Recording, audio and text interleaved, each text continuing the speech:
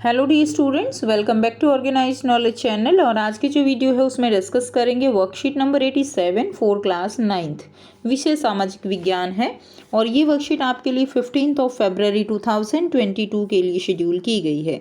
आज की जो वर्कशीट है स्टूडेंट्स, उसमें हम जो चैप्टर है आपका न्यू संस्थाओं का कामकाज, नीतिगत फैसलों की प्रक्रिया, इस चैप्टर को हम इस वर्कशीट से शुरू करेंगे। सो वर्कशीट शुरू करने से पहले प्लीज़ चैनल को सब्सक्राइब कर दीजिए, बेल आइकन को भी प्रेस कर लो ताकि आपको आने वाली वीडियोस की नोटिफिकेशन वो समय से मिल जाए। सो देखिए क्या दिया गया है आज की वर्कशीट में। हमारे देश में राष्ट्रीय स्तर पर सरकार को केंद्र या संघ की सरकार कहा जाता है। तो हमारे देश में जो है राष्ट्रीय स्तर पर जो सरकार है उसको क्या कहा जाता है? केंद्र की सरकार या संघ की सरकार कहा जाता है। ठीक है, सरकार होता क्या है ये तो सभी बच्चे जानते हैं।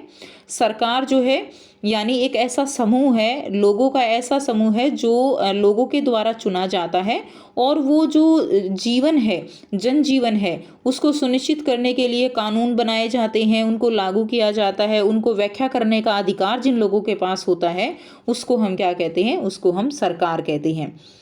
जिस तरह से जो राज्य सरकारें हैं और इसके अलावा केंद्र सरकार है, जो देश की नीतियां कैसी रहेंगी, कैसे कानून जो है वो लागू किया जाएगा, वो जो है सभी फैसले वो सरकार के द्वारा लिए जाते हैं जो कि जनता के हित में होते हैं।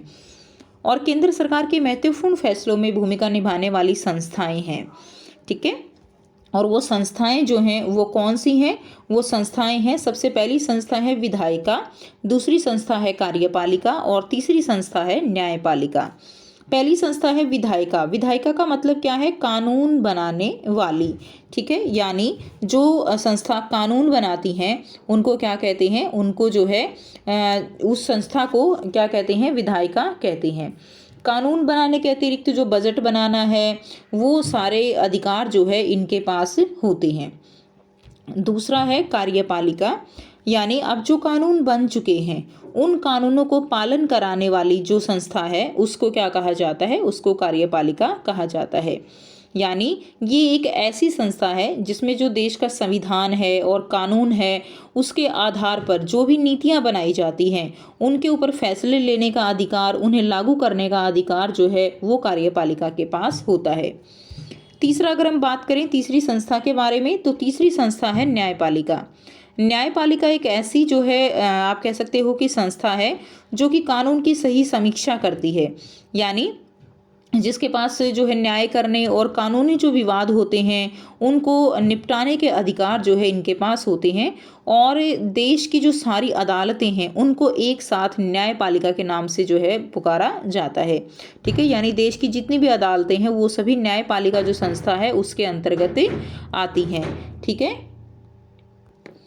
नेक्स्ट है राजनीतिक संस्थाओं की आवश्यकता। कि राजनीतिक संस्थाओं की जो है आवश्यकता क्यों होती है? तो सरकार पर नागरिकों की सुरक्षा, शिक्षा, स्वास्थ्य सुविधाएं आदि मुहैया कराने की जिम्मेदारी होती है। ठीक है, यानी जो सरकार है वो लोगों के द्वारा उनकी सुरक्षा, शिक्षा, स्वास्थ्य सुविधाएं ताकि वो सभी उपलब्ध करा सके, इसीलिए उनको चुना जाता है। वह टैक्स इकट्ठा करके सेना, पुलिस, विकास कार्यों पर खर्च करती है।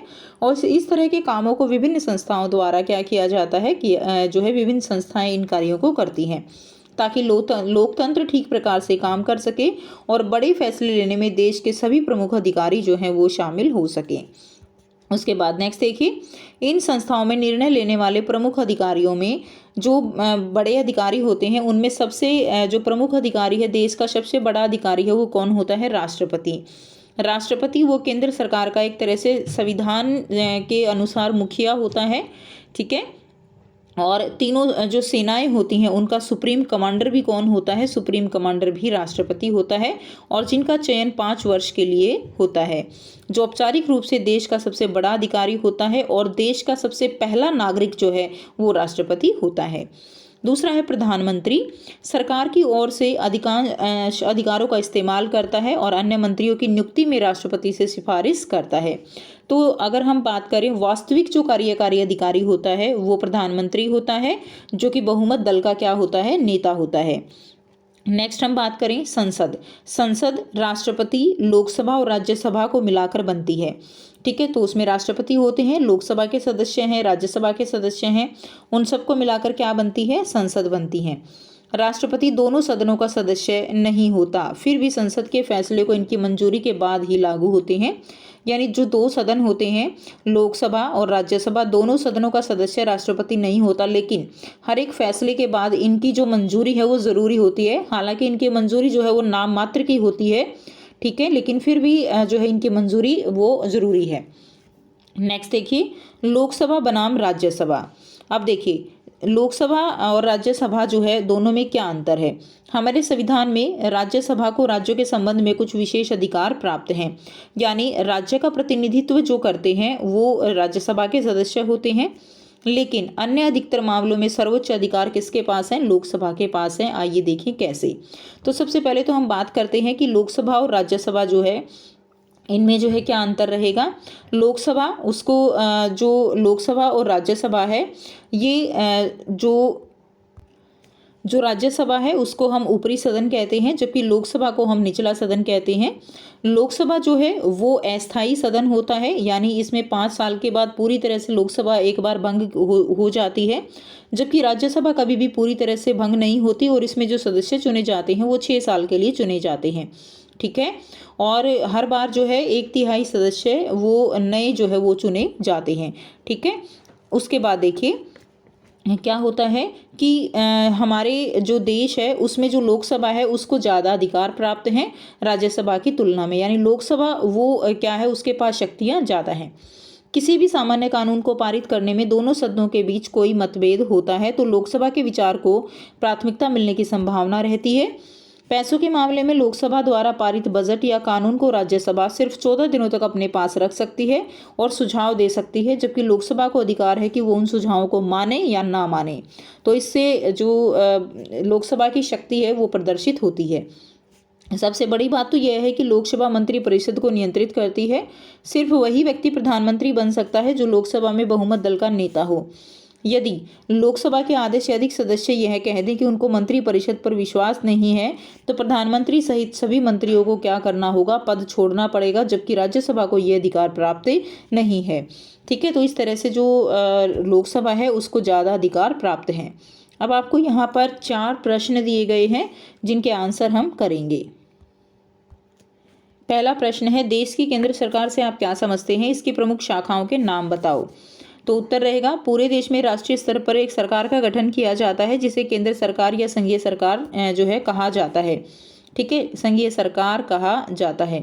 केंद्र सरकार के 3 प्रमुख अंग होते हैं, विधायिका, कार्यपालिका और तीसरा है न्यायपालिका। उसके बाद नेक्स्ट देखिए, क्वेश्चन नंबर 2 है, राजनीतिक संस्थाओं की आवश्यकता क्यों है। तो राजनीतिक संस्थाएं आवश्यक हैं, पहला है लोकतंत्र की सफलता के लिए, दूसरा है देश के विकास के लिए, तीसरा है कानून के शासन के लिए और चौथा रहेगा शांति, समानता और स्वतंत्रता के लिए राजनीतिक संस्थाएं आवश्यक हैं। प्रश्न 3 है, संस्थाओं के प्रमुख निर्णय लेने में कौन कौन मुख्य भूमिका निभाते हैं। तो संस्थाओं के प्रमुख निर्णय लेने में राष्ट्रपति, प्रधानमंत्री, कैबिनेट मंत्री और संसद जो है प्रमुख भूमिका निभाते हैं। प्रश्न 4 रहेगा, लोकसभा और राज्यसभा में क्या अंतर है बताइए। तो बच्चों जो राज्यसभा है हमने देखा वो क्या है, उच्च सदन है, जबकि लोकसभा जो है वो निचला सदन यानी निम्न सदन है। दूसरा है, राज्यसभा वो स्थायी सदन है जो कभी भी एक साथ भंग नहीं होता, और जो लोकसभा है वो कैसा है, वो अस्थायी जो है सदन होता है, ठीक है, जिसमें जो राज्यसभा है उसका कार्यकाल कितने साल का होता है, 6 वर्ष का होता है। तीसरा है, राज्यसभा कम शक्तिशाली है जबकि लोकसभा जो है वो क्या है, अधिक प्रभावशाली है। एक अंतर ये भी लिख सकते हो कि राज्यसभा के जो है उसका कार्यकाल 6 वर्ष का होता है, जबकि लोकसभा का कार्यकाल वो 5 वर्ष का होता है। तो ये थी आपकी आज के एसएसटी की वर्कशीट। आई होप सभी बच्चों को ये क्लियर है। कोई भी डाउट है तो आप पूछ सकते हो। वीडियो अच्छी लगे तो वीडियो को जरूर से लाइक कर दीजिए, शेयर कर दीजिए और चैनल को सब्सक्राइब कर लीजिए। So thanks for watching, have a nice day.